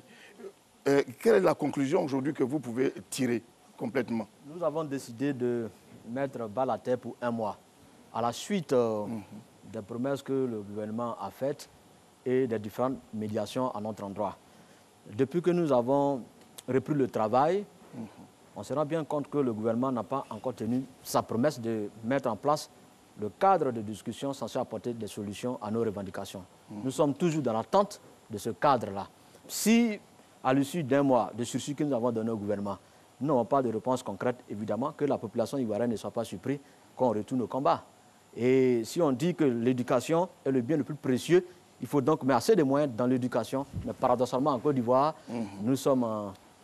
Très bien, on a entendu votre point de vue, donc on va donner la parole à M. Johnson Kwasi. Merci. Oui, je voudrais tout simplement dire merci. Et je voudrais que de tels débats continuent ici. Tout à l'heure, j'ai demandé qu'on nous fasse venir ici pour avoir un débat avec l'autorité à l'université. Mais ce n'est pas bien grave. Pour le moment, nous dirons tout simplement que nous avions donné 2 semaines. Par patriotisme, nous avons dépassé les 2 semaines. Et les choses ne semblent pas aller dans le sens des aspirations des enseignants et qui nous acculent parce que pour eux, nous sommes lents. Alors, nous sommes en train de faire des tournées de mobilisation, de remobilisation et de sensibilisation. Nous sommes partis de Korogo hier, Bouaké hier, et aujourd'hui, demain, nous sommes à Daloa, très tôt. Et donc, au retour, il faut que nous fassions une AG pour qu'ensemble, on essaie de juger ce qui a été fait, ce qui est en train d'être fait et ce qui devrait être fait. Et donc, les revendications, pour le moment, reste-t-elle? Il faut que l'État fasse quelque chose le plus tôt possible. Le professeur Crézois. Je vous remercie. Je voudrais dire que le ministre Mabry met l'accent sur le dialogue permanent. Et ils le savent. Il y a une cellule d'éveil. Même il préconise d'instituer au sein de chaque université et grandes écoles un médiateur, comme cela se fait dans les universités et grandes écoles anglo-saxonnes. Il y a quelqu'un qui a parlé de cadre permanent. Justement, c'est là qu'il faut faire. Mais je voulais dire qu'au Niger, ils sont en grève. Hein. Il y a un cadre permanent, mais ils sont en grève. Donc, c'est cet échange au niveau du médiateur, au niveau des acteurs, le dialogue permanent, qui va faire en sorte que l'école puisse aller, puisse marcher et qu'il n'y ait pas de grève. Mais il y aura toujours des insatisfactions. On dit entre la langue et les dents, il peut y avoir des histoires. Mais là, je crois que si nous allons avec le dialogue, l'apaisement, le dialogue, on peut résoudre beaucoup de problèmes. M. Kouyaté, pour terminer. Oui, mais je voulais dire que depuis 2011, l'État a injecté beaucoup de ressources dans l'éducation. Il y a plus de 32 000 salles de classe qui ont été construites. Il y a 54 000 enseignants au personnel d'encadrement qui ont été recrutés. Il y a 250 collèges qui ont été construits. Et dans les mesures sociales, il y a 363 milliards de francs qui ont été injectés, rien que pour les mesures sociales. Parlant, par exemple, voilà autant de choses. Je ne vous parle pas des kits scolaires, pardon. Je ne vous parle pas des manuels qui ont été distribués gracieusement. Mais ce qu'on peut retenir par rapport au cadre, le cadre existe au niveau du ministère de l'Éducation nationale qui a été réactivé, n'est-ce pas, par le ministre, par Madame le ministre. Il y a 13 syndicats qui sont dans le Conseil consultatif de l'Éducation nationale, qui est un cadre permanent de consultation qui doit permettre aux syndicats de poser les problèmes et que ces problèmes remontent à l'Éducation nationale. Donc ce cadre existe. Il suffit tout simplement que les syndicats, n'est-ce pas, prennent sur cette marche. Je dis que l'éducation est un bien perpétué pour tout le monde et chacun doit faire en sorte que... Merci à vous, M. Kouyaté. Merci à vous, Johnson Kwasi Zamina. À vous aussi, Pacom Atabi et au professeur Crézois. Les coups ont également repris, les négociations continuent et donc le dialogue a repris le dessus. Je vous remercie d'avoir suivi ce débat et je vous retrouve dans 2 semaines. Bonsoir. Merci.